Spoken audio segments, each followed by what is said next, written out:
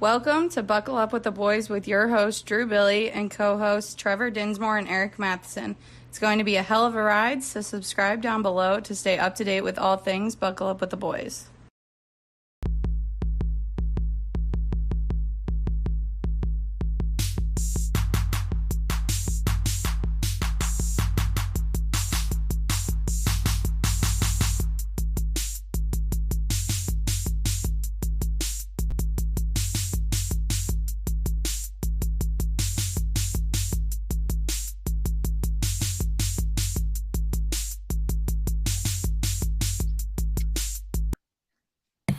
Welcome back to another episode of Buckle Up with the Boys here. It is a goddamn pleasure, fellas. How are we doing tonight? Trevor? Oh, Eric, anyways, real quick. The women are so excited to have you back. They have been losing their minds. When's Eric's handsome face coming back? How are you been, fella? It's good to be back. First off, congratulations to you, sir. Thank you. Nice little weekend you had there. Congratulations. Definitely good to be back, and good to meet you, Trevor, as well. Yeah, likewise. I apologize there. I was having a little bit of audio issues. I'm connected to a monitor, and it's a whole thing. That's all right. That's all right. I'm all set now. But no, we got a lot of things we got to touch on tonight in the NFL world, NBA and MLB. There's something interesting here, and Trevor, you might know this better than me, but I've never heard of, and they said this happened in 2019, NFL supplementary draft coming up here in, I believe in July. But what the fuck's, do you know what the hell's going on with this? Like, if it's a thing, like what actually happens with it? Yeah. Like, I never knew that was an actual thing. I guess there's two players that are eligible to get drafted. I never knew that was a fucking thing. Honestly, neither did I, but maybe that's where all those undrafted free agents come from, that the Steelers just happen to randomly pick up. I don't know. Yeah. I knew the MLB had like multiple drafts and stuff like that, but I didn't know the NFL had a little supplementary thing. You said that was only since 19, right?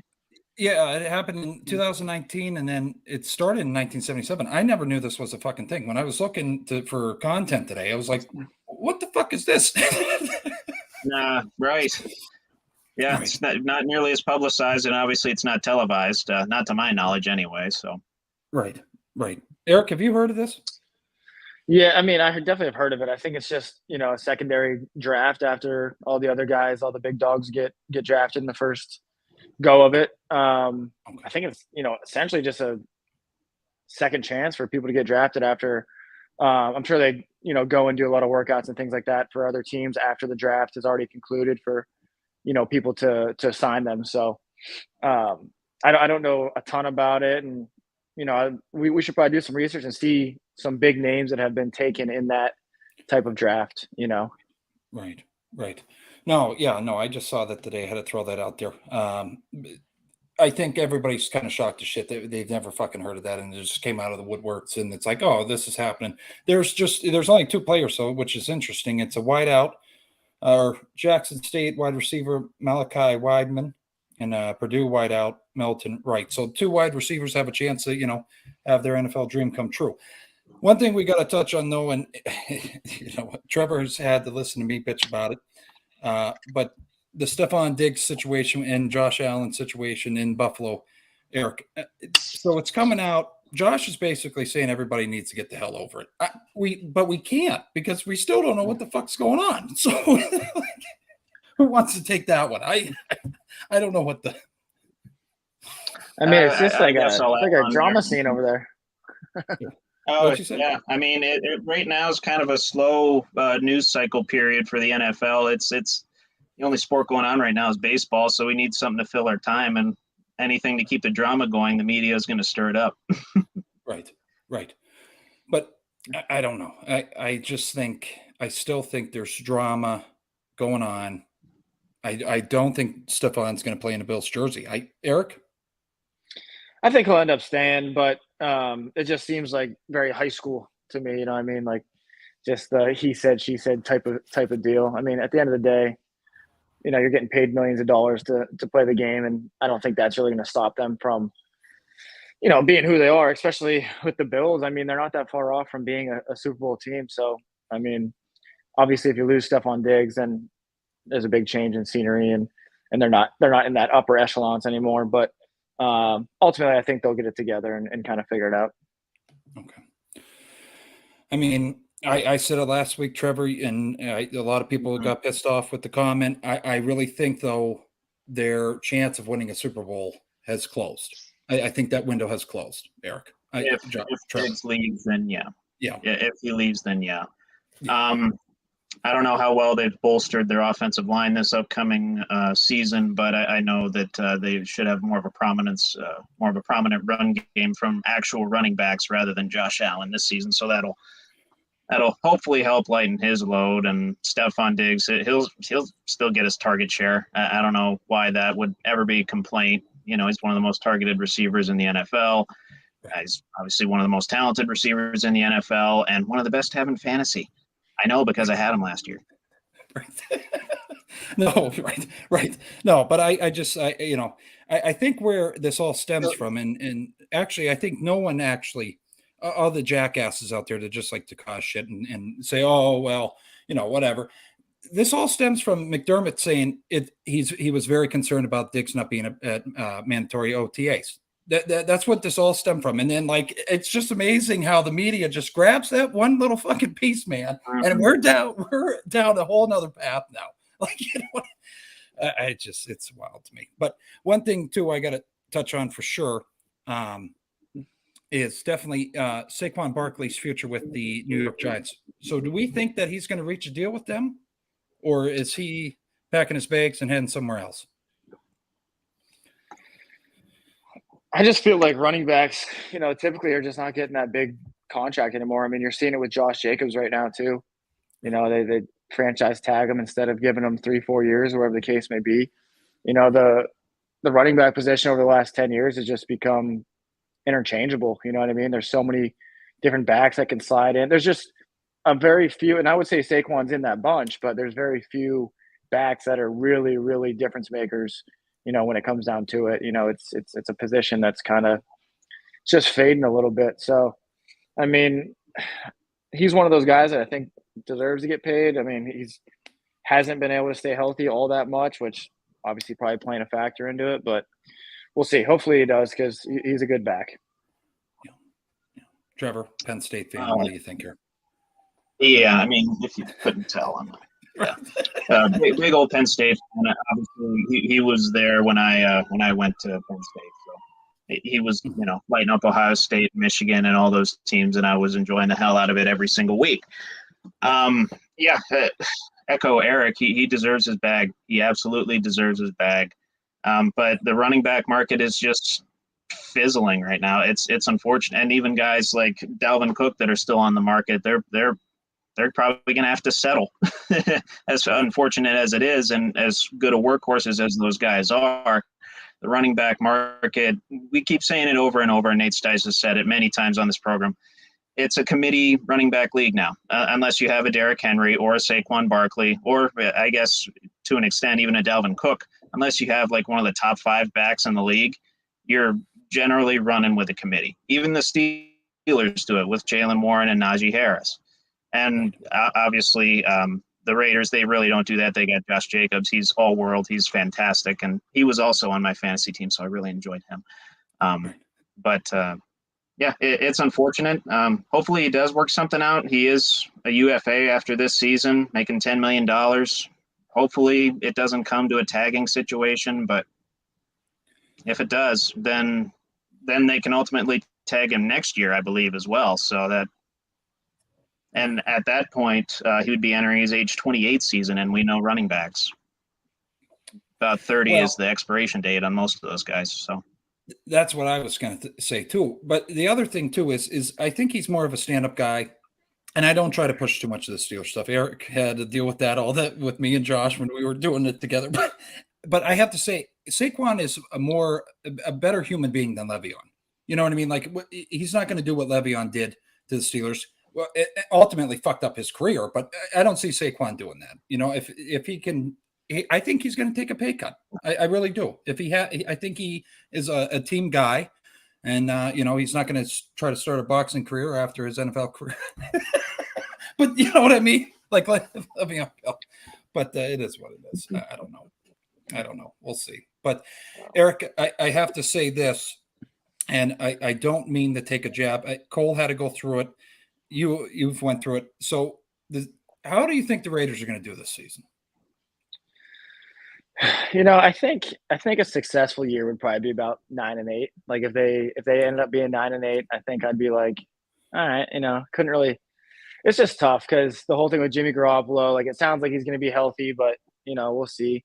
He has been a proven winner throughout his career, but he's also been on some really good teams, some really good defenses. And let me tell you something, you're not going to get a really good defense when you play for the Raiders. So we'll see. I mean, I think ceiling is that they get in as the last wild card spot.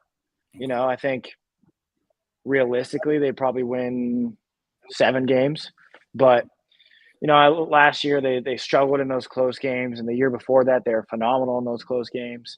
So if they can kind of turn that around a little bit and just go 500 in those 1-score games instead of, I think it was 4-9 in 1-score games.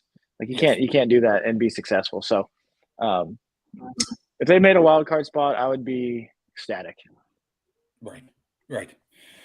Trevor, what do you think here? How do you think the Raiders are going to make out? Kind of summed it up pretty well. I mean, literally, the Raiders had the opposite luck of the Minnesota Vikings in 1-score games. I believe the Vikings only lost 1-score game. Of course, the Raiders, they went 4-9.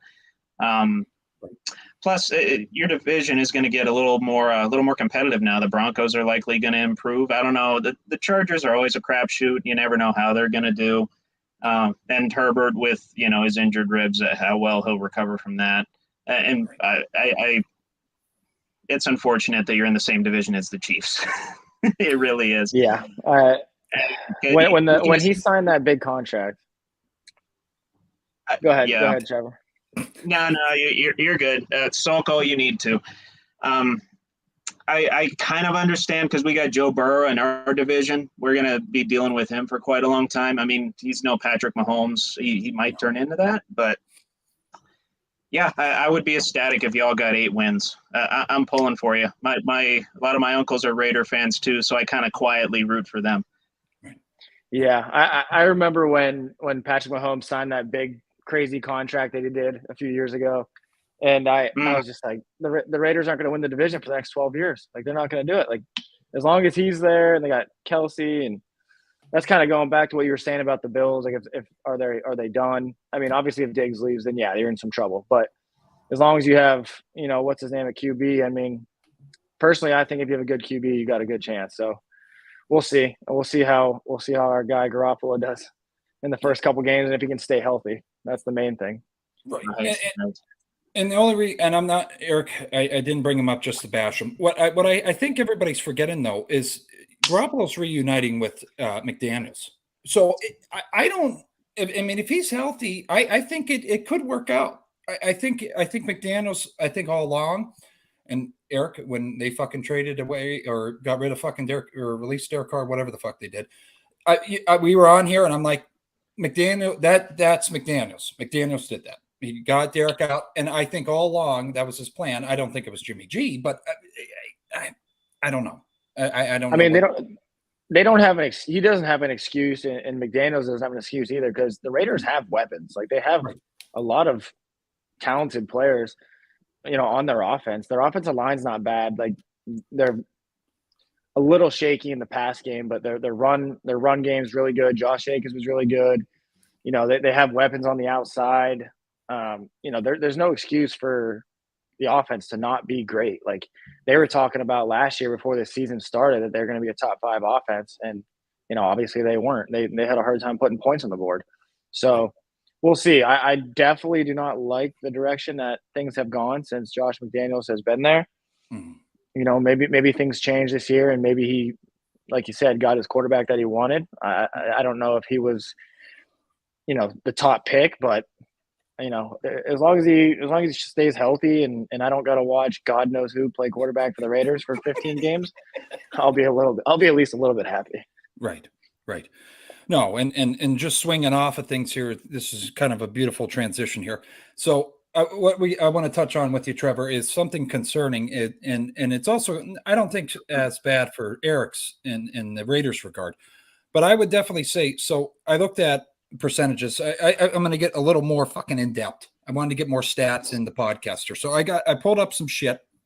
So Najee Harris registered 40.8% of Pittsburgh's touches last season. And then Josh Jacobs had accountability of 40.7% of all the Raiders touches as well. What I'm concerned with, though, I think Josh Jacobs has proved that he can fucking take it. He's durable. Are you concerned with Najee Harris this next season coming up here if he has to do that again? If he has to do that again, yeah, I would worry. I'd be worried if Jaylen Warren doesn't take a step forward, because he's a bowling ball of a back, and we need to get him more touches both in the pass game and run game. I think third down back for us. Najee over some guys. I want him to throw his shoulder into some guys and start running downhill a little more. And obviously he was limited with the Liz Frank injury last season. I think he'll be back to normal. I'm hoping he'll be back to normal. If so, then we can easily mix Jaylen Warren in a little bit more and lighten the load for Najee. Right. Eric, I mean, I guess on the Raiders side of things, is it concerning that Josh Jacobs, I mean, longevity of his career, he's accounting for all that percentage of touches for the Raiders offense? Do you think that goes down or goes up? I mean, honestly, if he stays healthy, hopefully he stays the same, because that's when the Raiders won games, is when they were running the ball down people's throats. That's what they were good at last year. Right. But I mean, at the same time, of course, there's definitely some worrying with that, because that's what running backs do. They play 3-4 years, and these teams essentially abuse them, overuse them, and then they dump them, and that's why they never get that big contract, really, and they never get that extended 3, 4, 5 years after that rookie contract. So I mean, I hope he stays healthy, because he was an absolute animal last year, and if the Raiders would have won some more games, who knows what his name would have been in, like, the MVP type of race. You obviously got to win football games to even get a mention in that. So hopefully he has a very similar year, and the Raiders can get the pass game going too, because they just struggled a little bit. Carr wasn't who he used to be, and we'll see what Garoppolo's got for us this year. I got you. So the other thing too, so I was looking at, I guess, projections for the NFL, upcoming season here, where everybody's records are going to be at. Honestly, who do you think are going to be the top dogs coming out of each division? I mean, is there any team that's going to, I think Eric, I'm going to be biased. I think the Steelers are going to shock the shit out of people. I think one team that I think is going to basically do the same as they did last year is the Cincinnati Bengals. But I'm going to say one team that I think is going to take a step back, and they're going to get pissed off at me again because I've been going after their fan base. I think the Bills aren't going to do as good as they did last year. So, who do you guys think is going to win that division, the AFC East? With the Bills and the Jets and Miami. Well, I still think the Bills will come out. Yeah, I agree. I still think the Bills will come out. I think the Jets will get that first wild card spot, though, or one of those wild card spots. It'll take I don't. Go ahead, Eric. No, I was gonna say I don't disagree with Trevor as far as the Jets potentially making the playoffs. I don't think they're going to be as good as people are thinking they're going to be. I see a lot of people picking them to win that division and potentially, advancing through the playoffs. I think they're definitely a wild card team. I wouldn't be completely shocked if they get beat up in that division a little bit and struggle to, slide into that wild card spot, though, to be completely honest. I think me and Trevor and Nate, I think Trevor agreed with me and Nate. I said the Jets are going to be 9-8, Eric. I don't think it's going to be, hey, Rodgers comes in and fucking takes them to the promised land. I think everybody, but like Trevor said last week, because I watched back all the episodes, I'm like, that guy, see, this guy fucking gets it. 2 games in, if they have, lose those first 2 games, they're going to be going after Rodgers' head. And it's like, see. So I don't know. If I was a Jets fan, I wouldn't expect much. I think it's going to. Yeah, I mean, I know Aaron Rodgers didn't have much talent around him last year. Like that was probably one of the, lesser talented rosters that he's had. But that was the first year to me where he didn't look like the typical Aaron Rodgers, at least to the eye, at least. Right. We'll see. He has some weapons now. He's got a good defense. They have the pieces to be good, but I think Dolphins are going to be tough. I think the Bills are tough. I mean, I don't think the Patriots are going to be all that good, but could the Patriots potentially steal one from them? I think so. So, I think you're going to find yourself struggling to be above 500 in that division or right around it, Right. There's one team I want to. Go ahead. Yeah, the Jets are like the ultimate wild card this year. You don't really know what they're going to do. I mean, you don't really know what they're going to – you generally know what they're going to do every year, and that's suck. It does feel different. It does feel really different this year with Rodgers in there, with all the young talent that they've drafted. They have knocked it out of the park with their last couple of drafts. I will say that. They've done really well with that. It sucks that they have a really, really tough schedule out of the gate. And I think I said this last week, in their first 6 games, they're probably going to go like 2-4. And then, like you said, Drew, they're going to be after Rodgers. They're going to be all over him. Oh, he's washed. He's not going to lead this team to the promised land. And then they might catch fire toward the end of the year. But imagine if they sneak out one of those games against the Eagles or the Bills in one of those first 2 weeks. What's going to be the top 10? I know Rich Eisen's going to be over the moon. Right. Yeah, and he's been waiting a long time, and Jets fans have been waiting a long time. They're going to be the team to watch, that's for sure. And they might be the team to watch on Hard Knocks too, if the NFL pushes hard enough. Right. No, and the other thing too is, and I think if Rodgers gets in a slump, Eric, like we've talked about before, the girlfriend will bring the peyote, and he'll smoke a little bit of that shit. He'll be right back to old Rodgers. I'm not concerned about it. But there's one team I got to touch on that I've not seen any outlet talk much about. Do you think the Jacksonville Jaguars do as good as they did last year, or do you think they go better than last year, or they go back to the usual fucking shit football that they play? Because everybody's high on Trevor Lawrence. I mean, I'm not impressed by him. And I know Eric, Kenny is still the second coming of Jesus Christ, but I don't think Trevor's the fucking guy. Okay. I mean, I think one thing that helps them out a lot is their division's so bad. You know what I mean? You're going to play some shitty teams. Right. So that's definitely going to help them out. I think they'll win their division again. Last year they were, as you guys know, getting smoked in that first playoff game and made that great comeback. But, I think that, they got a couple pieces. Like, didn't they pick up Calvin Ridley this offseason too? Mm-hmm. So, I mean, that's a great pickup. That's a great pickup for them. And, just another weapon for Trevor Lawrence. So, I think just because of how bad the division is, like the Titans to me got worse. The Colts they're just, no one's really that good. So, I think they run away with that division. The Texans are the Texans. But I think them winning one playoff game would be a successful season for them. The only team that, other than the Jaguars, that got better in that division, I would say, is the Texans. They got better through their draft, and so they're not going to be contenders yet. They're kind of like the Bears in a lot of ways. They're very young, they're very exciting, they got some good players. You've seen a lot of their superstars make good plays, but obviously the Texans, no one's going to expect them to be there yet. Jaguars are winning that division. I'll say it right here, right now. I don't see any other team winning that division. Indianapolis can't figure out their quarterback situation to save their lives. Their offensive line regressed last year. They probably have the best defense in that division by default, but literally, Jaguars could go 9-8 and win that division. Oh yeah. Okay. Yeah, and for sure. I'm not saying they will. I'm scrolling through their schedule right now. It's not the easiest schedule in the world, but again, you got those 6 division games that they should probably win 4 of them at least. So Right. Let me ask you guys this, since just to backtrack for a second. That's Are all you guys both taking the Steelers to win their division? I know ahead, Drew. you've been saying it forever, bro. Don't be taking a step back We now. actually, I'm more interested in what Trevor has to say because I already know you're taking the Steelers.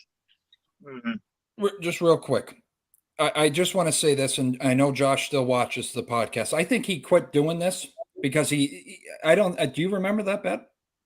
Oh, there's a lot of bets out there. No, we have them all on camera. So people came after me there, or came to me today. They're like, "Oh, Eric's come back to you. See, remember that bet?" I said, "I think $50 all around. We did $50. I will say this. Yeah, they're going to do it, Eric. You think so? Okay. I do. I'm watching their videos at training camp. I'm seeing Kenny. I'm seeing Broderick Jones. TJ. I'm going to tell you, if TJ's healthy a whole season, we're going to win that division all day, all fucking day. That defense. Okay. This is the best off season I think I've ever seen the Steelers have. Trevor, we saw it on draft night when they traded up. I was like, okay, this is another fucking. This is different. The con man coming through. He fucking and there was moves made. It wasn't like I forget his fucking name. I tried to burn his. Who was the old GM? Kevin Colbert. Kevin Colbert. It was not okay. You just take your fucking picks, shut the hell up, and you work with what you got. I mean, Eric, I'm high on him. I think they're going to. Did he sell you there, Trevor, or are you following suit, or? No. As much a fan as I am, and as much as I want them to win the division, of course I want that. My heart, of course, says the Steelers, but my gut and my brain says the Bengals. I'm going to go with the Bengals. I think they have among the easiest schedules in this division, and obviously I'm a huge, huge fan of Joe Burrow. The only two things I think I've stated on this program before that I don't like about Joe Burrow, he doesn't like country music, and he wears a Bengals uniform. So, which I don't get. He's from Ohio, and he doesn't like country music. That I don't get, but that's just an aside. But yeah, the Bengals are just pretty much loaded on all fronts. I think they got some work to do with their secondary, but they've managed to make a Super Bowl with those kind of problems before. They've obviously bolstered their offensive line in the last couple of years. Joe Mixon's one of the most underrated backs in the game, and their defense is serviceable enough to where their offense can score 28 and win most games, which they will. Yeah, and go back to like the bet when we were talking about. I also picked Cincinnati to win the division. I also picked Cincinnati. That's my Super Bowl team. So I think that's my preseason Super Bowl pick. I like Cincinnati this year. I mean, just for all the reasons that you named. And once again, as long as you have a healthy quarterback and Joe Burrow's up there with the best of them, you have a chance to do that. So we'll see how it unfolds. And I mean, I think the Steelers could be a little sneaky. I mean, between them and the Ravens, I think the Browns finished last in the division again. Or I think they finished last year. But I think the Steelers and Ravens will battle it out for that second spot, and I think the Bengals ultimately win that division. Eric, we'll see what happens. Okay, but we listen, will. When that's why they play the game. That's why they play the games, right? Do you know how excited I am right now? We have a full fucking staff. When you're available, you come on. I cannot wait for the weekly fucking FanDuel bets. This shit, we're going to do this. We're saying that.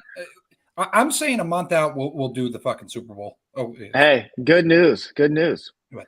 Last week, Florida repassed the law for sports betting down here. Oh. So now I'm back in business. Nice. What was it was a great day. What's that? What was the hold there? Florida had they legalized it at one point, or what?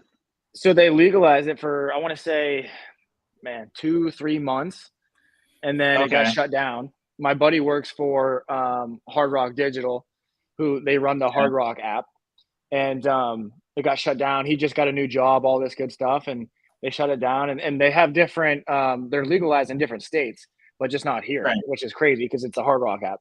But they just passed it. They won the vote 3-0. So I'm assuming it'll be back up before football season starts. Obviously, that's a huge moneymaker for them. So hopefully within the next month or two, it's back up and running, and throw some parlays in on Sunday.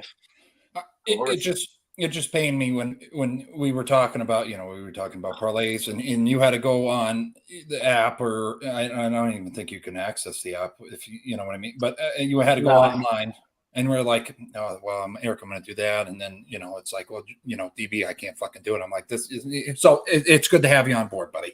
All right, hopefully it's good to be back. It's good to have you back. All right, Jesus Christ. When I moved down here, I probably needed to get off the apps, stop betting. But no. I'm just feeling good now. So now I'm back in, ready to rock. Yeah. You got a friend in me. Cue it right fucking now. It's beautiful. When you're rolling, you're rolling. Keep it rolling. But I have one more topic before we switch over to NBA here. I saw this graphic, okay? And I don't know if either of you have seen it. I got very fucking pissed off at my desk today. They ranked Mike Tomlin the 6th best coach in 2023. In the NFL. I was a little fucked off with that. They have Andy at 1. Okay, I get it. He has a dynasty going. Okay, Kyle Shanahan. No, I'm not putting Kyle Shanahan above fucking Tomlin. That's not okay. Bill Belichick. Okay, we'll go 1, 2. Or actually, I don't know how Belichick's not fucking 1 in that regard. Well, for this season. This season, I get why. I mean, what he's fucking dealing with, Mac Jones is a little bitch. But anyways, Sean McVay's in front of him. And then John Harbaugh, which burned that fucking burned me. You put John Harbaugh, the coach of the fucking Ravens, in front of Mike Tomlin. No. And then you got Sean McDermott right behind him. That is horseshit. Do you have the whole list there by chance? I do. Yes. Can you enlighten me on what my boy Josh McDaniels is? He better be bottom 5. Oh, he's not even top 10. No, this is just top 10. Oh, top 10. Okay. Yeah. Okay. Yeah. I saw the same graphic. It was in the top 10, but I imagine McDaniels is somewhere around 28. He better be, because he fucking sucks. Oh boy. Yep. But swinging over to NBA here, Eric, if you got anything, Trevor too, jump in and shut me the hell up. So I saw this day. Adam Silver speaks at a press conference today. I watched it. So they're having a Final Four tournament. What the fuck? Why are we doing this? Why, Eric? Did you see anything in regards to that? Yeah, this is the start of the first year of them doing the in season tournament. Right. We'll see. We'll see how it goes. I mean, I think they're just trying to spice it up a little bit. To me, are those guys really gonna play like it's the NBA Finals? I mean, no. Like, you're not gonna do that in the middle of the season. Personally, I don't think they will. Because whether, I don't know how much you guys watch NBA, but you can tell a difference in intensity between game 25 of the regular season and game 5 of the Western Conference Finals or something like that. Right. And they'll probably get some money or some sort of incentive, I'm assuming. I don't really know what it is, but I don't know. We'll see. I think they're just trying to change it up a little bit, keep people interested, but I don't know if it'll stick around. I mean, the main thing they need to change is the All-Star game. That thing sucks, but right. It's just people dunking the whole time. It's nothing. So hopefully they change that too. Right. Now here's my question: do those games count toward record, like regular season record? So it's or is that just a random thing that they're throwing in there to make some money? Eric, it looks like a mid-season tournament. So because I just didn't want to get on this fucking podcast tonight and not know what the fuck I'm talking about in regards to this. So this Yahoo Sports Ben Robach, he broke it down for me, so I understood what the fuck was going on here. So there's going to be this major pieces. There's going to be 6 different pools of 5 different teams. Mm-hmm. And those pools will be composed of teams in the same conference, which, again, I still don't understand what the fuck's going on there, Eric. But Trevor, it's mid-season tournament. That's all I got. I don't know if it goes to record or I think it's basically they're implementing the in-season tournament as regular season games.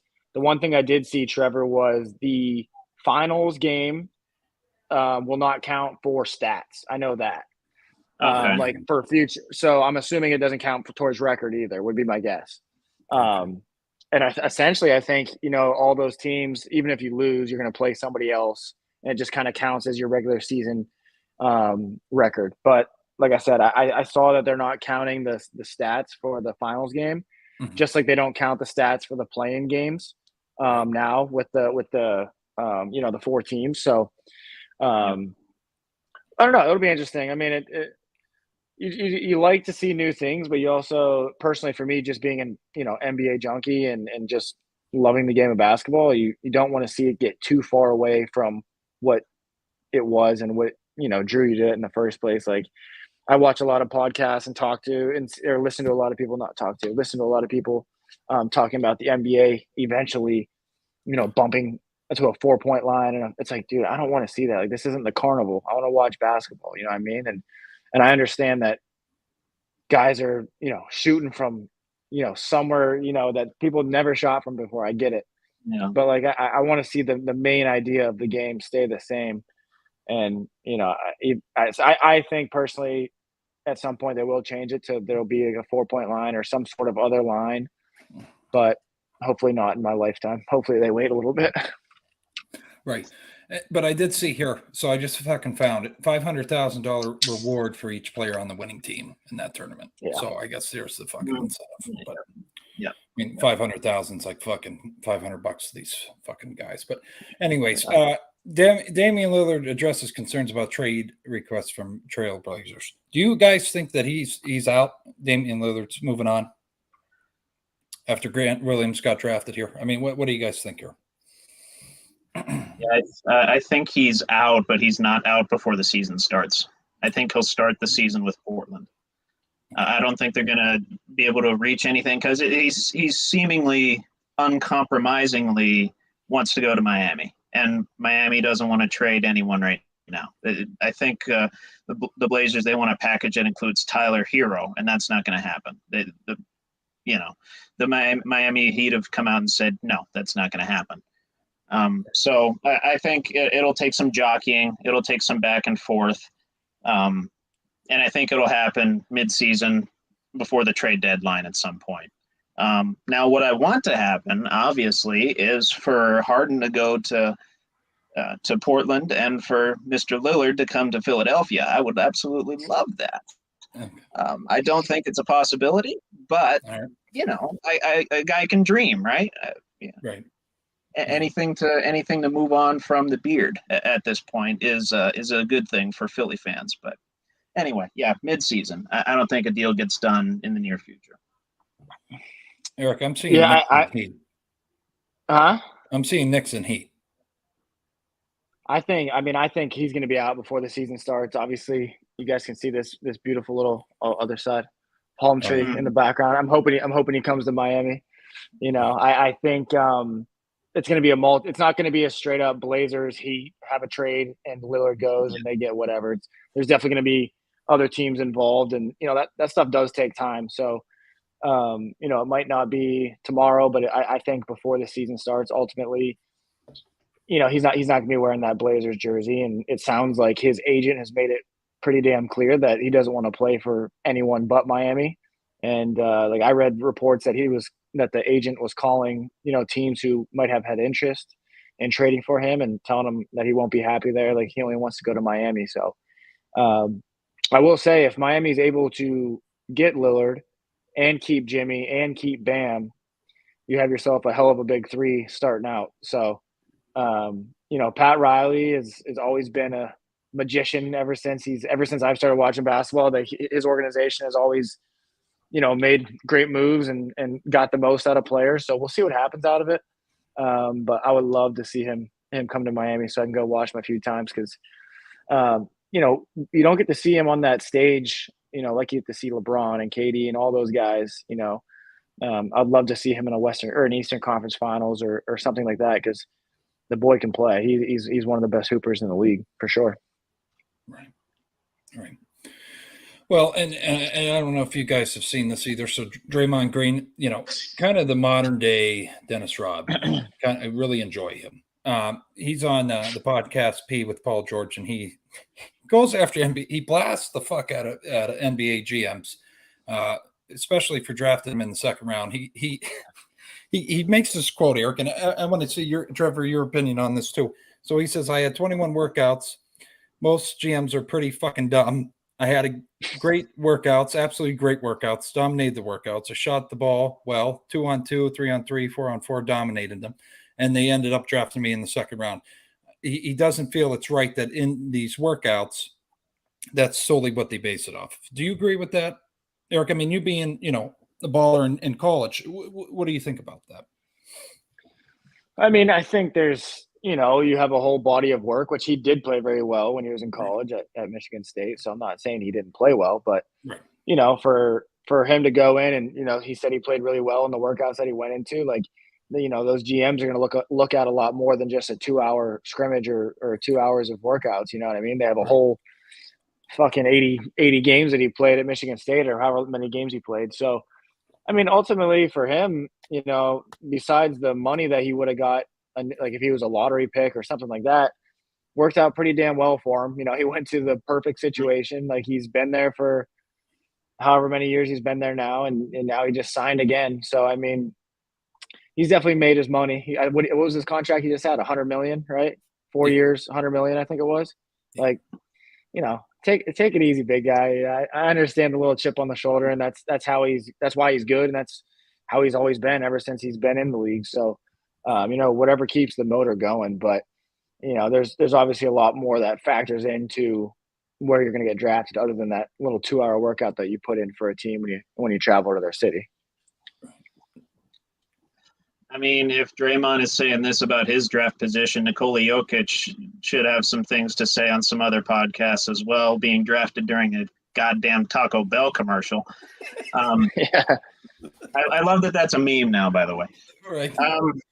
But no, I really don't have much to add on to what Eric said. We know Draymond's going to voice his opinion. He does that on the court. He does that off the court. And we know he's a very vocal guy. We know he's just going to, he's not shy at all. And I'm not surprised that he kind of came out and said that. And I like the comparison to modern day Dennis Rodman. If I had a nickel for every time DB brought up Dennis Rodman on this show, I'd have quite a few nickels. That's for sure. Do you want to, Eric, because and everybody goes back to this. Remember when you and me, it was the first episode after I had John as a guest and we talked about your whole career at Pitt Bradford. When I threw Dennis Rodman in my all-time lineup, that really fucking geared you up. That really did that. It's just a ridiculous statement. Like the list goes on and on who I would pick over Dennis Rodman if I was picking 5 people to play on my basketball team. Right. DB has Dennis Rodman holds a close place to DB's heart because he plays a little bit like Dennis Rodman. That's the whole thing. When he was playing in park leagues and all that good, intramurals, all that jazz, he was Dennis Rodman. That's why it's just so close to your heart. And every team needs a guy like that. So I respect it. I mean, it's not fully ridiculous in that at least Dennis Rodman made the NBA All-75 team. Right. So, the most he can reach is 75 places for that. So that's not too far. Right. And it really geared up. I don't want to stay too long on it, but it really geared up Trevor last week, Eric. I don't know if you saw. He said that if Larry Bird played today, he'd be in the Euro League. Dennis Rodman said that. Yeah. Yeah. Do you agree? Okay. All right. Okay. I didn't think I'm not. Do I think players are better and more athletic now than they were then? Yes. But am I delusional and think that the greats back then couldn't compete now? No. Right. Yeah, I think he was just trying to get back in the spotlight. But so swing over to things, Eric. You might have better knowledge, Trevor, as well. But there's 5 bad things bad decisions some teams made this offseason or this year in regards to signing some guys. So the one guy I put at the list, Eric, I think we might have touched on him. Dylan Brooks. I don't fucking like Dylan Brooks. I think he's a fucking stooge. He takes it, I think, farther than Dennis. But he does not back it up. You know what I mean? So how do you feel about his deal he signed with the Rockets? Do you think that was a smart move for them? I mean, he's number one. It was smart for him, I'll tell you that. Right. Wasn't smart for the Rockets.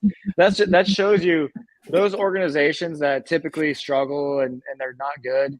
They always reach for guys like that. Like even the Blazers. Like, yes, they have Damian Lillard, and yes, he's very, very good, but they're not that good of an organization. Like they had CJ McCollum and yeah, they made a Western Conference Finals the one time, but like traditionally, underperformed. And a lot of that is from overpaying dudes who don't deserve that kind of money. Like, what he signed a 4-year, $80 million deal, right?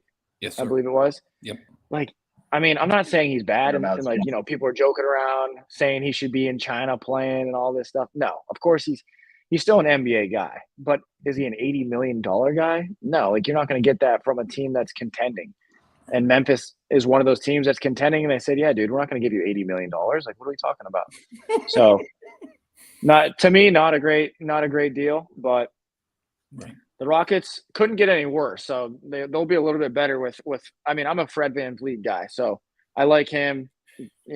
Obviously a big chunk of money there too, but we'll see how they perform this year. Right, Trevor. What do you think? On top of that $80 million is fully guaranteed, by the way. So he could tear his ACL tomorrow. Who's his agent? I imagine a few people are calling that guy right about now. Eric might be calling him right now. Right. Yeah. Yeah, any guy that calls out LeBron, it shows you how intelligent the guy is, right? You don't backmouth one of the GOATs. I'm sorry. No. And you just got to shoot the ball better than like 20%. You get absolutely. Yeah. When you're a role player on an up and coming team, albeit on a pretty good team, on a 2 seed at the time. Right. But still, yeah. The Rockets are making some weird moves, man. Other than VanVleet, they've been making some weird moves. Right. And apparently they want Harden back too, which take him. I don't want him. Are they calling D'Antoni too, or? Maybe. I think there was a rumor the Sixers were, and I about jumped off a bridge. I don't want that guy either. It was so fucking sad watching Chris Paul deal with that bullshit when they were playing together. I mean, I have a lot of respect for Chris Paul. I wish, I wish he would have got that championship, but to be in that situation with D'Antoni, I mean, and fucking Harden, I mean, just fucking stupid fucking, but I'm going to fuck this guy. If I fuck his name up, please tell me, because I there's some questionable fucking name. Is it Jeremy Grant? Jerome. Jeremy Grant. Jeremy Grant. I had that. Okay. All right. Fuck off. We'll All see. Right. See.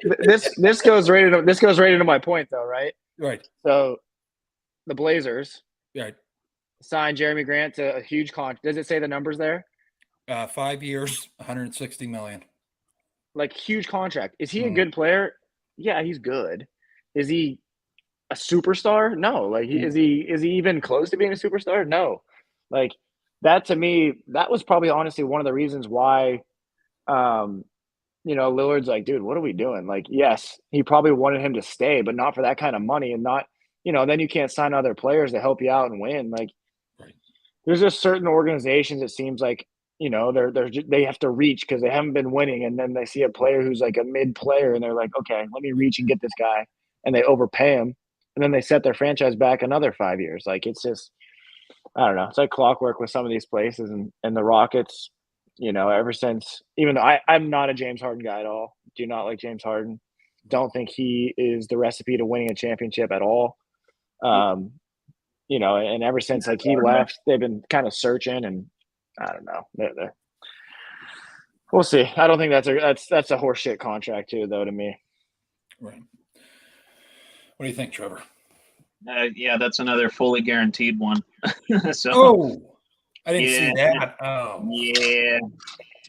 Yep, $32 million a year for that guy. I mean, that's what I call a Tobias Harris deal. You pay a guy superstar money to be a role player, and don't get me wrong. He's a good power forward. He can play the 3 and the 4 and defend pretty much 1 through 4. But he's not $32 million a year good. No. I agree with you. But and also one of the guys, I think it's had flashes of star potential. More of a role guy. Reggie Jackson, the Denver Nuggets signed him to a 2-year, $10.3 million deal. He's number 3. I don't think it's a bad move, Eric. I've kind of always liked Reggie Jackson.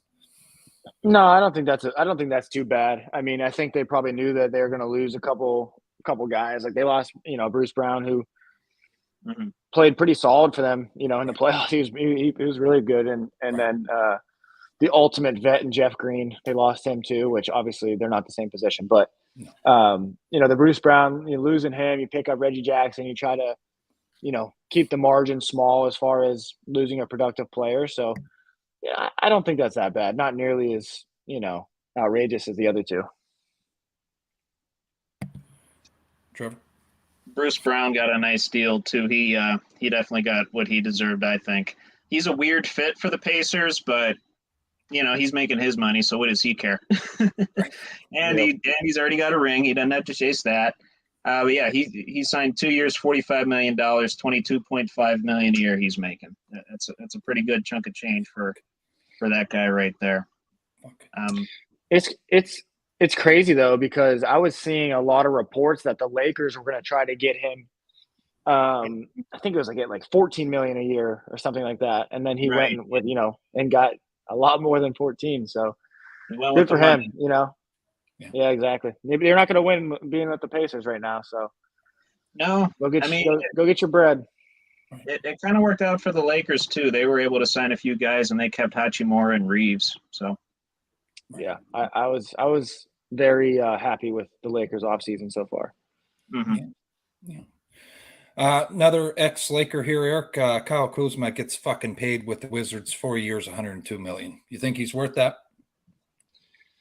I don't think it's that bad, to be honest. Okay. The Wizards are in complete rebuild mode at this point. I mean, you lose Bradley Beal, you picked up, some picks and things like that. So, I don't know 100% who all eats up all their money on their roster, but Kyle Kuzma is a good player. I would say that he's the same caliber as Jeremy Grant. Like I would say he's right in that same type of player, and he got paid way less. So, I don't think it's that bad of a contract, honestly. I know. I'm just trying to think here. Who else is going to score on that team? I mean, Bradley Beal did most of the scoring last year. I'm trying to kind of look up their roster right now to see who. That's where Poole went, right? It is where Poole went, yeah. So I mean, those are probably going to be your two main guys.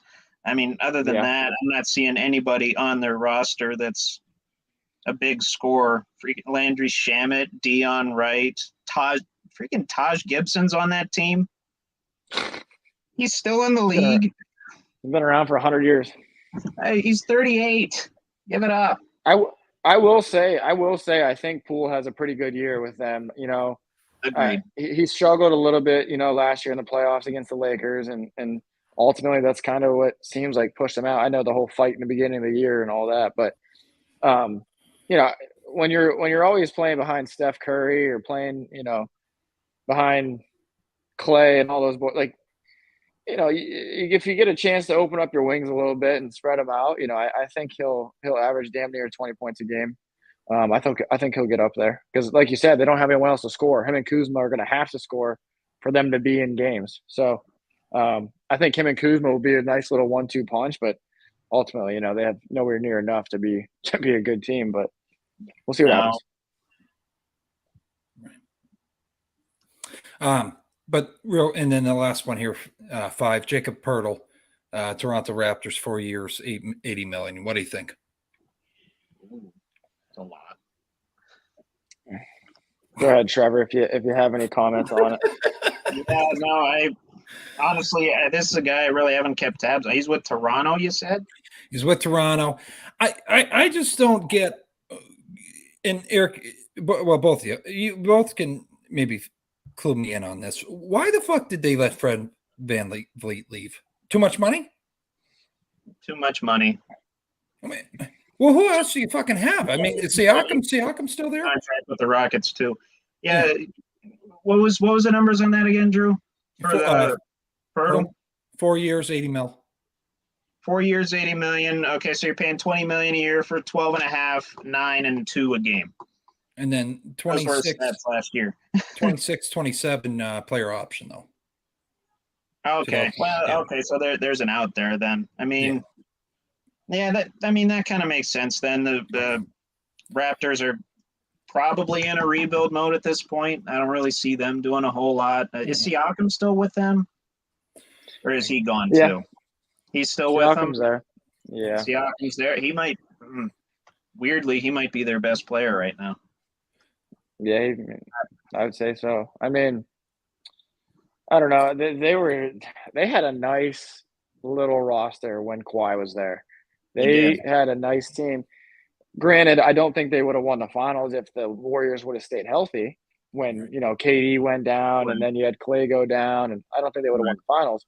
But they were a good team, and if Kawhi would have stayed there, that was the ultimate risk. Like, if you guys remember exactly kind of how it went down, Kawhi had 1 year on his contract, Yep. and traded for him. Like, they pretty much knew he was a rental at that point, and they freaking won it. That's a really good story that people don't talk about a lot, honestly. Yeah, they had bum ass Marc Gasol on the team too. Fucking piece of shit.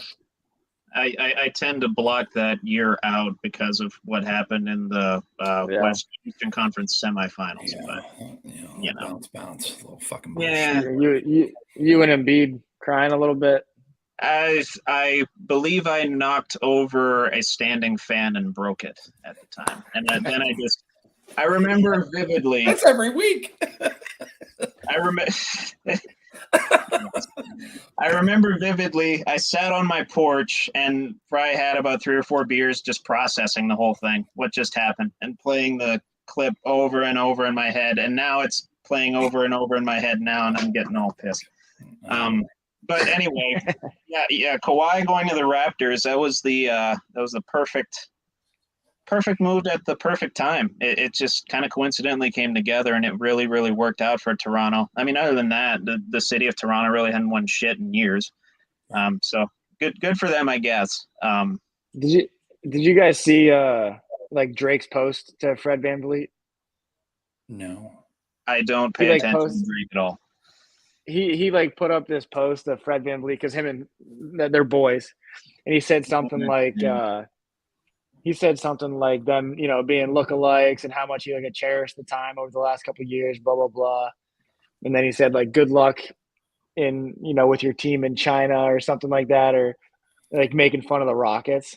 Oh wow! Just because they're the Rockets, like they suck. But they had a nice little relationship, and I guess Drake was kind of just trying to bust his balls a little bit.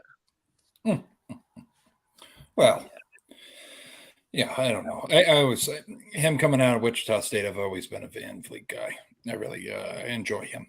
But to swing over to other things, Eric, I think the last time you were on, we were talking about how much of a shithead this guy is. John Morant, really excited about D Rose coming over to the team. Do you think? What the fuck did he say here? Oh, we're in the presence of an MVP shit. Watch. That's what John Morant put on there. Well, I think he's maybe lost his fucking mind. He's suspended for most of the fucking season.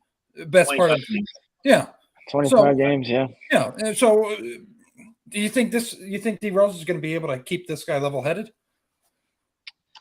Hopefully D Rose is, God only knows what he would have been if he could have stayed healthy. You know what I mean? He was unbelievable when he was with the Bulls. And he's always been like a stand-up type of guy too. Like, he's never been in trouble. He's been a good guy. So hopefully he can, steer him in the right direction. And I think that's something that Jaw obviously needs, somebody to step in and straighten him out a little bit. Personally, I've argued with a few people about this, but I thought Josh should have got more games, honestly. Like, I thought he should have got at least half the season. I think, just him doing the same exact thing a month later, however long it was, after he just got in trouble for it. It's like, dude, like you just didn't learn a single thing. Like that's the whole purpose of what happened. Like you're supposed to learn from it and move on. And we'll see. 25 games, I understand, it's a good chunk, and he's going to lose a lot of money. I get it. But I would have liked to see the NBA, come down hard and really stick it to him and straighten his life out. Hopefully, but only time will tell. Which shocking. The only thing that might have screwed with that would have been the Players Association coming back on the NBA, and then it goes through, this litigation process, and then in all likelihood, Ja Morant would have been able to play through while that litigation was going on. So 25, I think, is pretty happy medium of what the NBA wanted and what the Players Association would have wanted. Because Players Association, we know kind of how those operate. We saw it with the Deshaun Watson case. He probably should have been barred for life from football, but he got 11 games. Fucking piece of shit. So, 25 is a happy medium. He's not eligible for regular season awards or postseason awards, I believe. Big chunk of his salary is gone. And a big chunk of his time with the team is gone. And unfortunately, that's going to affect the Grizzlies, who were really on the come up until he pulled this. I can't even say stunts. Multiple times you said he did this. Yeah, I think the thing that bugs me the most is it's just it's such an easy fix. You know what I mean? Like it is. Yeah. Just don't go on Instagram. It's just so easy, and that's what rubs me the wrong way the most. You can wave the gun or whatever. Just don't do it on your IG Live for everyone to see, and then come back later and then bitch about it and say, hey, oh, I shouldn't get that many games. Yes, you should. You were warned. It was a slap on the wrist the first time around, as maybe well it should have been. And they said, don't do it again. You did it again. Here we are. But to touch on the D Rose thing, for my money, that's one of the biggest what ifs of our lifetime. Probably the biggest what if in basketball. I would say this century, if D Rose doesn't get hurt. And I think he still has a good bit left in the tank. I think he still has, I'd say a good 12, 7, and 3 left in him. Somewhere in that range. He'll keep the Grizzlies steady for 25 games, I think. But I think they'll be okay. As far as if he can fix Ja Morant, I don't know. I just hope Ja Morant doesn't turn into an Antonio Brown that's unfixable. Well, we saw that happen, unfortunately. Steeler fans very close to that situation. Right. But this is a much easier fix than the Antonio Brown stuff. That's for sure. Like you said, Eric. Just don't do it. It's not that hard. The issue, though, is that where I'm stemming from with the whole MVP shit, watch, he actually gets, and Eric, I don't know if you saw it or Trev, he got in a Twitter battle with Isaiah Thomas, not Isaiah Thomas to get confused with the Boston Celtics fucking little, stint he had there. We're talking OG fucking Isaiah Thomas. He's still doing that shit, though. Like, why would you go after an all-time great? Like, you know what I mean? Like, he's an argument. He's active on Twitter, but he's not active on Instagram because, everybody, Eric, when we were here last, wellness check, the police had to go there because he's fucking posting shit about potentially taking his life. I mean, I cannot say this enough. All these athletes out here have the world by the balls, Antonio Brown, Ja Morant, and they just fuck it up. They just fuck it up. I hope Ja Morant has time. Antonio Brown has no fucking time. He's just every fucking week he adds on to the fuck upness he keeps doing. But I hope Ja turns it around. I do. So, I mean, that's just, I don't know. But for you to go after an OG, great, all-time great, you better fucking clean up that side too, because NBA is watching Twitter. You know what I mean? They're watching all your shit. You know what I mean? So. But watching them close. Yeah, for sure. Yeah. Well, and now that's what all the sports shows are talking about. I mean, half the headlines are, what did this guy say on Twitter? What's this rumor that's out there? because like I said before, we're kind of in a slow news period. Not much is going on right now. People need shit to talk about, and John Moran is definitely something to talk about, and his Twitter rants to all-time greats, which shouldn't ever be doing in the first place. But right. What do I know? Well, it kind of looks good, looking back on it now. Dylan Brooks and him really got along in some ways. Makes sense. It makes a lot of sense. It makes a lot of fucking checks out. But anyways, Eric, since you last been on, we had a new addition here. Trevor takes over the MLB side of things here. I feel like you and me are not as knowledgeable, so I kind of just bob my head but I enjoy what he has. He has usually a feel good story. So Trevor, you go ahead and take over, buddy. Sure. First order of business. Mike Trout out 4 to 8 weeks. Had wrist surgery. I forget if it was on his throwing wrist or his left one. Yeah, he's out too. This coming after an Ohtani scare, in which I think it was like something to do with the finger. He had a blister on his pitching finger. That's what it was. His pitching index finger. Angels were worried about that, but he's not going to miss a start. He starts again after the All-Star break. He doesn't have a start in between now and then. But Trout, successful surgery, said he's feeling pretty good, but he will be out 4 to 8 weeks, probably looking more like 6 to 8, which obviously that's going to affect the Angels' playoff chances, and that's going to affect if Ohtani leaves sooner, which – obviously he's a free agent in the offseason. If the Angels are trying to flip him and get something for him, they better do it pretty damn quick. But like I said, they're still trying to contend, so they're kind of in a rough spot. And we've talked about this, Drew and I and Nate before, and I'll get your take on this, Eric, too. I think he's going to the Dodgers in the offseason. And Drew, I forget what you said. Do you say the Yankees? Pinstripes, baby. Pinstripes. Yep. No, everything I've seen, everything that I've read or seen or heard, it sounds like Dodgers would be a pretty popular choice. Obviously they got the bread to go do it over there, so we'll see. I mean, he's a once in a lifetime, once in a whatever you want to say, talent. So I'm sure they'll say, here's a blank check and how much you want. So Trevor, he's going to get a ridiculous amount of money. He's definitely going to get more than the Mahomes contract, I would think. Oh, fuck. Okay. Yeah, he could get that much money. I don't know about the time span, but he's going to get a couple dump trucks full of cash. He'll be able to buy 3 new houses right away. You see it I'm not saying Albert Pujols is all-time great. Could you see a team throwing like that kind of shit? Like doing that kind of contract with Ohtani?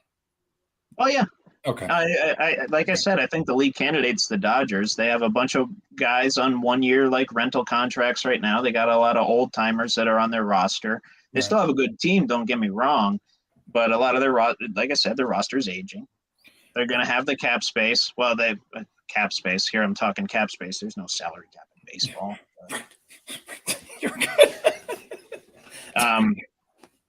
Yeah, it just makes the most sense to me. Yankees, obviously, too. Money. They got both of those franchises got a whole lot of it. Trevor, to just throw out here too, and yeah. I get all my knowledge from MLB The Show. So, but I just talking to my buddies on there. Trout, how many fucking years has he gotten hurt and it's fucked the Angels? I mean, is this a common thing here? He's out at crucial points. Yeah. I mean, a handful of times at this point, but he's got one of those massive deals where he's going to be a lifetime Angel, and he's in his 30s now. So I'm not exactly sure how long he has on his deal, but I know he's going to be in an Angels uniform for a few more years here. And again, a dump truck full of money. That's what he's going to have. And he's taken that over any chance he has at a World Series, unfortunately. Because the Angels are never going to have the pitching to contend. No. They can have all the offense in the world. They can score 10 runs a game if they want to. They have not had the pitching in the last couple decades to sustain anything. Right. You keep going, buddy. Yeah. I can't talk about baseball without talking about our hats backwards here. I Pittsburgh put it on. Pirates. We got to get an update on the McCutcheon situation because that got me fucking floored. Oh, okay. Yeah, no, I will ease your worries here. Nothing on that front. I think that's fizzled.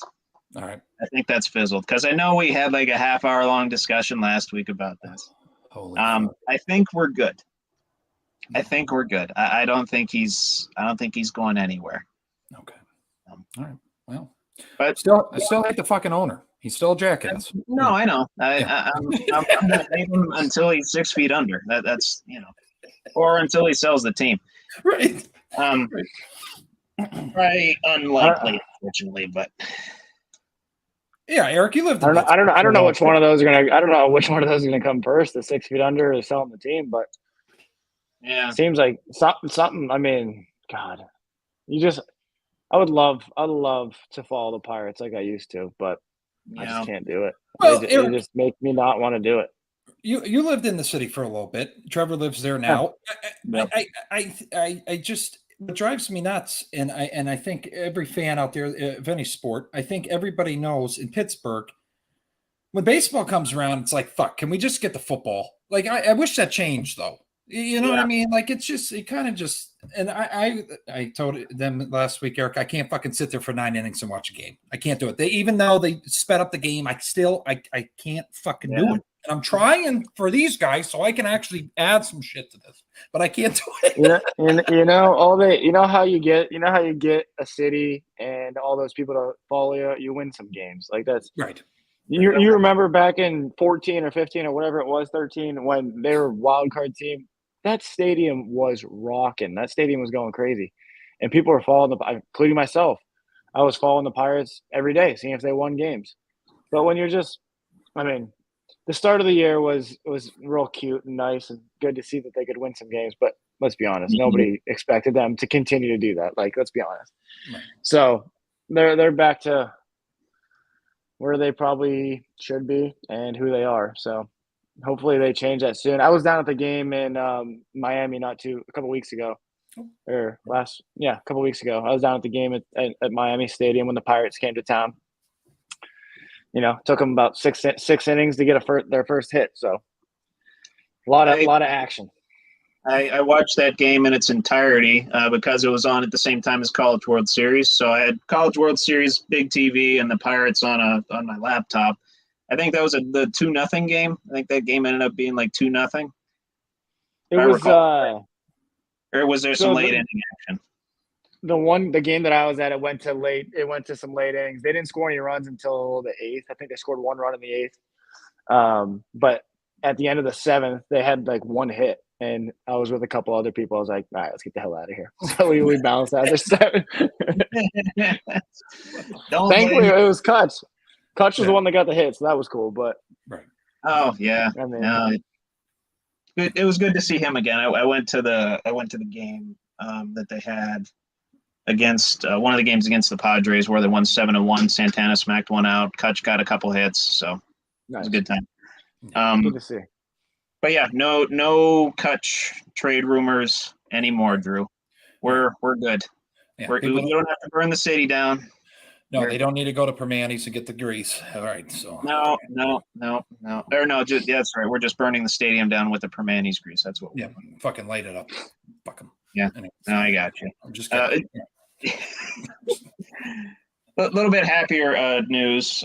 We do have a couple All-Stars. David Bednar, Mitch Keller. They're both having pretty good seasons. Keller 9-4, 3.5 ERA, and he's got 125 strikeouts, which is second in the NL behind Spencer Strider, who I think has around 156. Strider's just ungodly at this point, and of course he plays for the Braves. But yeah, he's doing really, really well this year. A little shaky. I needed him to get over 5.5 strikeouts in the game that I went to. He got 5.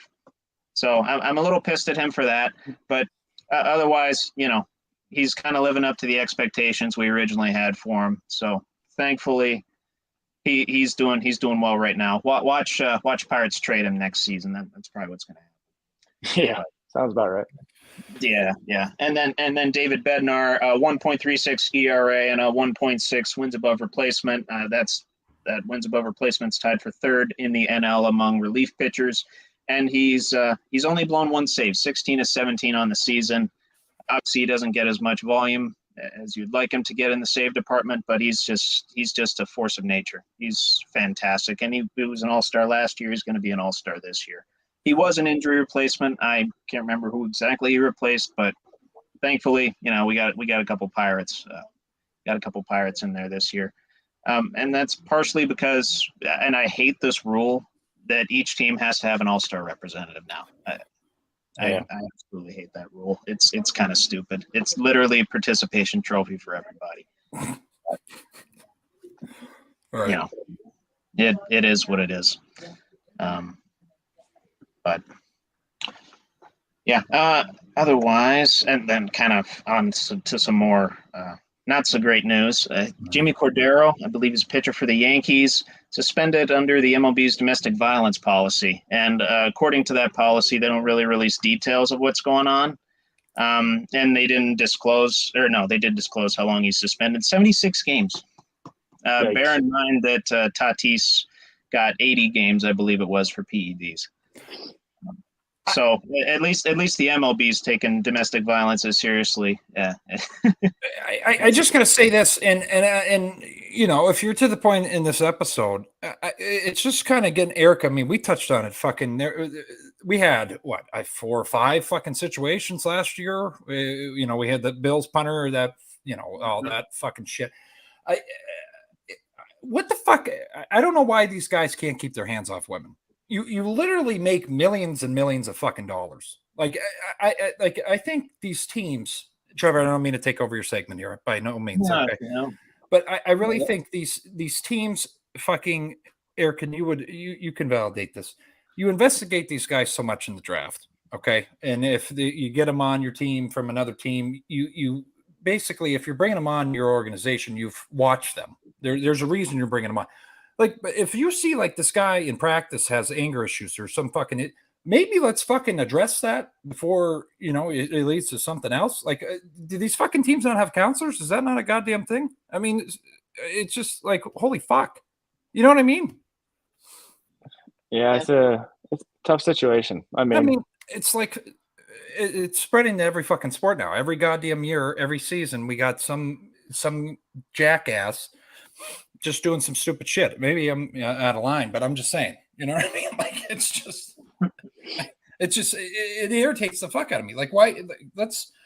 I think as a whole in professional sports, I think we need to address whatever the fuck's going on with these guys. If it's aggression, mental health, whatever the fuck it is. I mean, let's get this, you know what I mean? Yeah. You guys agree with that? I mean, I don't know. Oh yeah. I agree. I think this fucking guy needs to get in classes. Like, send him to anger management right fucking now. Like, you know what I mean? Like, anger management, therapy, whatever it is. I've long said we not to get all existential or anything like that here, but I think we're going to have a mental health crisis going on in the United States with God, with all the chaos going on, and it obviously carries into sports. Athletes are people too, right? Right. Teams definitely have the resources to take care of their players, even in that regard, from a mental health standpoint, and that obviously needs to be ramped up. Right. But 76 games, not quite as long as Trevor Bauer's, 194 games for him. I think he's pitching in Japan right now. But obviously, Trevor Bauer's kind of an extreme case. That one's pretty well documented. This Cordero case, not nearly as well documented yet. No, like I said, they haven't really released too much on this violation yet. But we'll kind of see what's revealed in the coming months, if anything. But the punishment's already been set: 76 games out for the rest of the year. So gotcha. Easy peasy. Yeah. But yeah, okay, what else do I got here? Oh yeah, the All-Star game. All-Star game's coming up for baseball, and for a while the All-Star game for baseball was one of great interest to me because I believe it determined the home field advantage in the World Series, which is kind of looking back on it, kind of silly, but it actually had some meaning to it. So you Right. root for the AL, NL. Obviously, Pirates fans root for the NL. Not that the Pirates ever had any chance of making the World Series to have that home field advantage, but I digress. Yeah, not going to really touch on the rosters too much. Those are pretty well documented. I'm just going to kind of touch on some of the snubs that we had out here. And the biggest one that they actually got right, he was announced as an injury replacement yesterday. Wander Franco of the Tampa Bay Rays. He's their shortstop, and he's having a season to remember for sure. He's ranked first at his position in fantasy value. He's second in wins above replacement behind Ronald Acuna. That's in all of MLB, by the way, in all positions. When you're up there with Ronald Acuna in a stat, you're doing pretty damn good. And then he's only behind Bo Bichette at shortstop for slugging percentage, total bases, and batting average. And he has the what is it? Where is that here? I don't know. Oh yeah, he's leading the league at shortstop in stolen bases. So why he got snubbed, I'm not too entirely sure. Again, there's that nice little rule coming into play. You have to have one representative from each of the teams. It gets annoying, and then these guys get snubbed. And originally, like I said before, Bednar was snubbed as a relief pitcher for the NL, but he got in as an injury replacement, thank Christ. Then a couple of other pitchers here that kind of got snubbed. Clay Holmes, I just picked him up on my fantasy team too. I think I dropped Yu Darvish. Yu Darvish not having that great a year. That's a familiar name. Yep. Okay. Yeah. Clay Holmes, 4-2 on the year, 2.36 ERA, and the Yankees, they've kind of been having trouble finding the closer. I think they might have found their guy with Clay Holmes here. He's 10-12 on saves, and he's actually a former Pirate. He was pitching for the Pirates years back. I believe he was drafted by us as well. That's a beautiful thing. Yeah, and just the fact that he's the closer of the Yankees, you know, kind of the prestige that holds for a player. He's doing pretty good. So yeah, another Yankee that's a former Pirate, Drew. You get a kick out of that one. I just Garrett Cole. I mean, that's another one. You know, fuck. AJ Burnett. Hutch was a Yankee for a bit too. Yeah. Fact, yeah. Well, remember AJ Burnett too? Yeah, I remember AJ Burnett. I mean, fuck. I mean, they just a lot of misses, man. Just AJ Burnett was our ace one year. We couldn't get him run support to save our lives. I remember that. Fuck. He had like a 2.5 ERA, but he lost half of his games because we couldn't score the runs.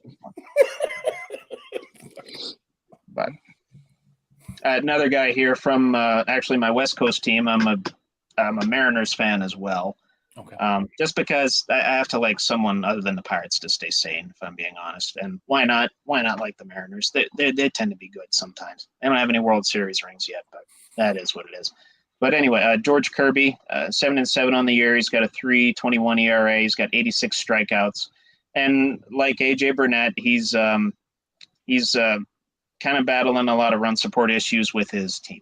He's 2-2 in games where he pitched 7+ innings and allowed 3 or less runs. You'd think you'd win a few more of those games, but the Mariners, they just kind of struggle when he's on the hill. And this is kind of what astonished me too, is strikeouts to walks ratio 9.56. Doesn't walk a lot of guys either.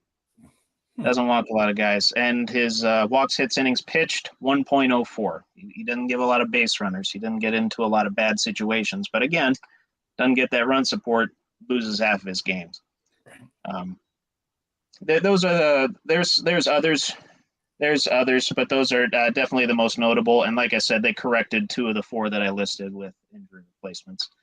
Okay. Probably shouldn't have necessitated that, but we know how the MLB is with their All-Star game. Right. Rules that go behind that. So, I mean, yeah, that's all I had on the MLB. And I wanted to real quick circle back to NFL real quick. I saw this right before we got on here. There's a rumor floating around that the Packers might trade David Bakhtiari, their left tackle. It's a rumor. Like McCutcheon, it's a rumor. See, now that one's interesting. I will tell you this: the one thing I'll miss is him fucking just slugging beers like nothing at Bucks games. I hope that's still a thing. That's a little shocking though. Trevor, how old's Dave? 31, 32, Okay, somewhere in that neighborhood. I still think he's a hell of a lineman. I don't know. I mean, he's getting up in the outer years there, but he's beloved. Okay, all right, whatever. Fuck it. Okay, who knows? Yeah, again, Packers are in a weird spot, but Fucking it is what it is. I'm going to put a lot of money down on Detroit to win that division, as I've stated many times on this program. You're looking at the guy that was fucking high on them all fucking season last year. Yeah. Yeah. Eric was fucking high as fuck on the Lions all year. He loved them. I'm on him this year. Hey, they played well last year. I mean, we'll see if they can follow it up. I mean, Jared Goff's got to, continue to get better and do his thing, but I don't know. I think, like you said, I mean, that division's pretty, average at best. So, I mean, we'll see what happens with Minnesota and obviously Dalvin Cook and all that good stuff. But I think that I agree with you. They definitely got a good shot again. Yeah. But no, Trevor, anything else though, or? Not really. I kind of floating around. The Pirates are looking to try and acquire a reliever at the deadline. Few guys that are out there. Sam Moll from the A's. He's a lefty. We love our lefties. Right. And then Padres, Nick Martinez. I believe he's a middle reliever for San Diego. And maybe even Chris Stratton too. But, he was on us a couple years ago. He had an ERA of above 5. So I don't know how excited I would be for that one. But yeah, weirdly enough, we might be buying at this trade deadline. We might be trying to go get some relievers. Our offense is fine. Our offense is fine. We can smack the ball around pretty good. We just need a bullpen. Right. Eric? No, you're good. I was meeting real quick, but I would love to follow up on some Pirates baseball. They got to get back on the winning track for me to throw a little bit more interest their way. But until then, I live in Pittsburgh now. I have no choice. So I feel that. And like I've said a couple times on this program already, nothing's going on but baseball right now, and it makes me sick. Yeah, well, no, I just got to throw this out here too. I really enjoy your, I believe it was Jeff Harding's countdown with number 64 there. So I gotta throw the one up tonight. It was between Dermani Dawson or who was the guy? I just downloaded his picture too. 63. He was on the Steel Curtain back in the day. Clay or Holmes? No. Fuck. I don't know that one. I'm gonna look it up right now because I don't want to leave this podcast without saying regarding the guy's name. I'm going to kick myself once I realize who Ernie Holmes. That's who it is. Ernie Holmes. Oh, okay. Yeah. All right. Yeah, I'll probably throw him up tonight. It's going to get a hell of a lot easier when I get into the 50s. I'll just say that. Right. Linebackers galore. Goddamn right. Yeah. No, but I appreciate Eric coming back here. Trevor, you coming back after last week. It was a goddamn pleasure. I believe Nate will be back next week. Eric, you always got a home here. You fucking know that, buddy. You played a crucial role in us, expanding a little bit. I don't know how the fuck we don't have sponsors all the time yet and 1,000 subscribers, but we're getting there slowly but surely. I appreciate you guys as always. Anything else though? We good? No, good to hop back on. Good to see you, DB. Good to meet you and chat with you, Trevor. Always a pleasure. So we'll talk to you guys soon. Legend. Huh? I mean, Jesus. I mean, you're a legend. I mean, all the girls. Is Eric going to be on? Well, no, he has some stuff going on. He's down at the Tiki Bar with the hoochies and all that gooey shit. Hey, someone's got to keep the bar so warm. You know what I mean? Oh, that's fuck. right. That's right. Holy fuck! But no, there's one thing, Eric. Whenever you're in town again, I want to play you in basketball. I want to play basketball. I don't know if you want that, but all right, we can make it work. We're gonna do half court. No, we ain't doing that full fucking one-on-one court bullshit. Okay, we'll do half court. maybe if I get in shape here, then we can talk about it. You give me a date, I'll try to get in shape for that. Just go half speed on it, Mark. Just go half speed. Hey, I don't know if I got much more than half speed in the tank anymore, so we'll have to find out when I get home. I'm totally content with half court, He's a fucking legend, and he knows it. Anyways, but no, it was a goddamn pleasure as always, fellas. I'll sign us off here.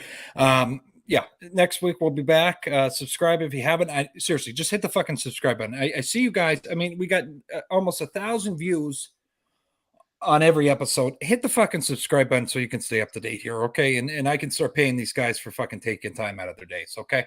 Anyways, but anyways, it was another episode of Buckle Up with the Boys with your host here, Drew Billy, co-host Eric Matheson, co-host Trevor Dinsmore. It's a goddamn pleasure as always.